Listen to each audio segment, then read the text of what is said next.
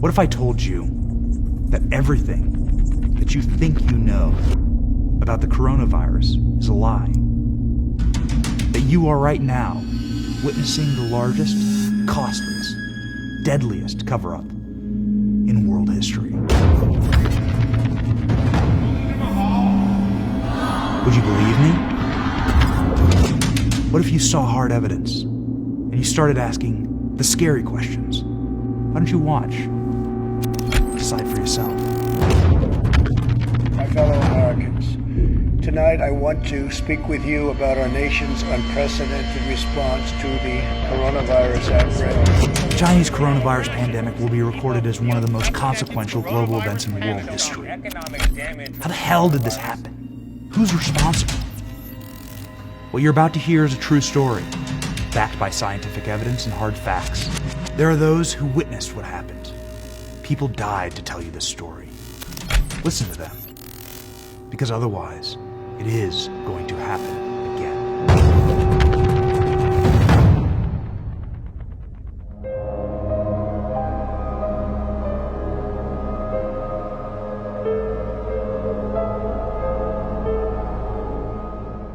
New Year's Eve, tens of millions of people are gathering to celebrate with their families.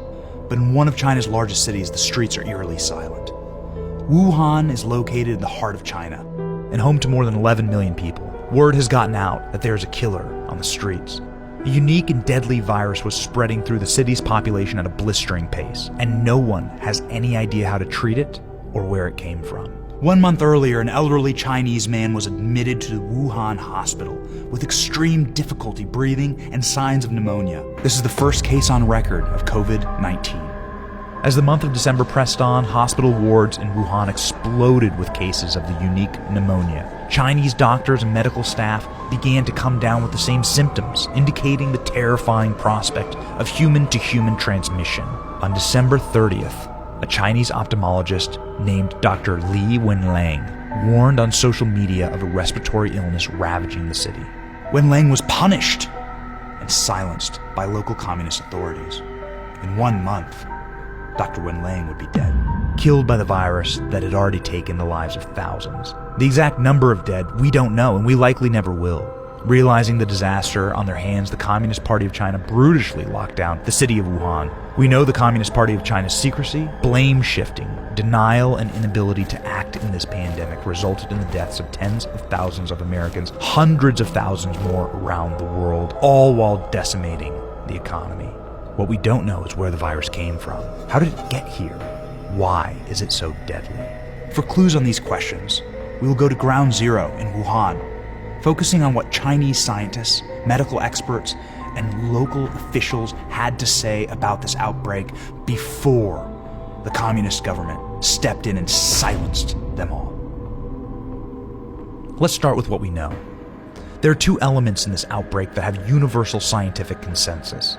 One, the genome sequence of the virus is of bat origin and is specific to a species of bat known as the horseshoe bat.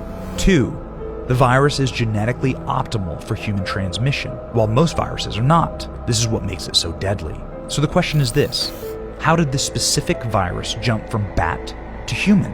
The official Communist Party endorsed theory is that the jump occurred at the Hunan seafood wholesale market in Wuhan. However, this theory begins to fall apart when data from the original outbreak is examined. According to Chinese scientific papers published in January, studying the initial outbreak, 1/2 of the original cases had no exposure to the seafood market whatsoever.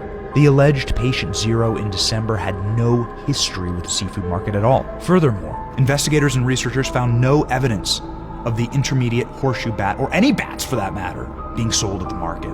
Further research from Chinese scientists showed that bats were never a food source for local residents of Wuhan.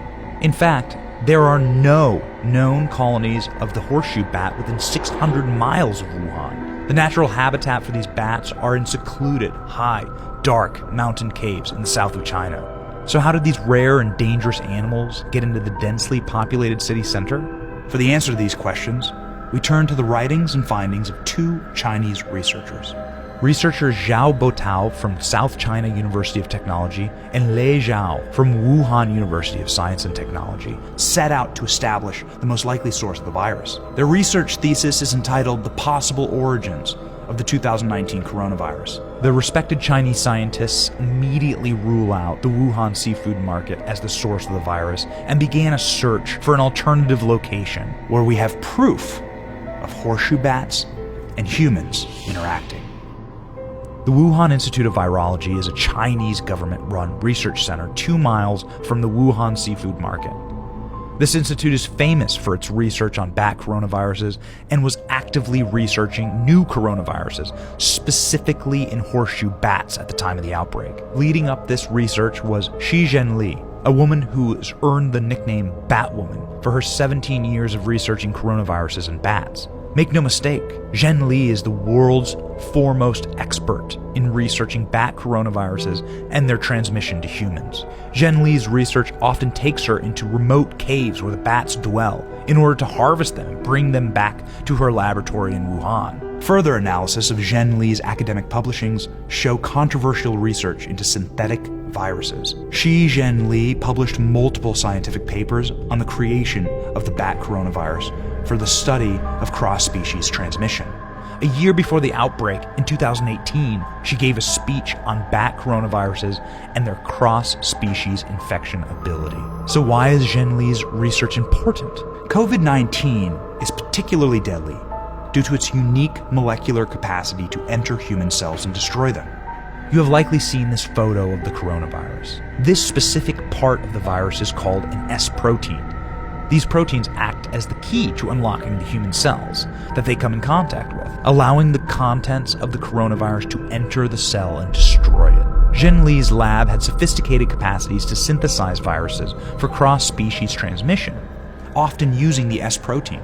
The Epoch Times spoke with noted microbiologist PhD Judy Mikovits and virologist Dr. Sean Lin, who cast extreme scientific doubts on the origins of the virus simply originating organically. Virus now can infect human cell much easier, and that's probably also one of the important reasons contributing to multi-organ failure when people have a very severe disease. So it can spread out in the human body much faster. And so we know that's the pathogenic spike protein that for the original SARS. So now you're allowing that access to human tissues because the spike proteins of the natural evolutionary strains don't infect human cells at all. So that research has been going on at Wuhan and published since 2007. And clearly, if that spike protein from SARS weren't on the new COVID-19 or SARS-2, it wouldn't be able to enter human cells. So again, this is evidence that it couldn't go through the Wuhan seafood market.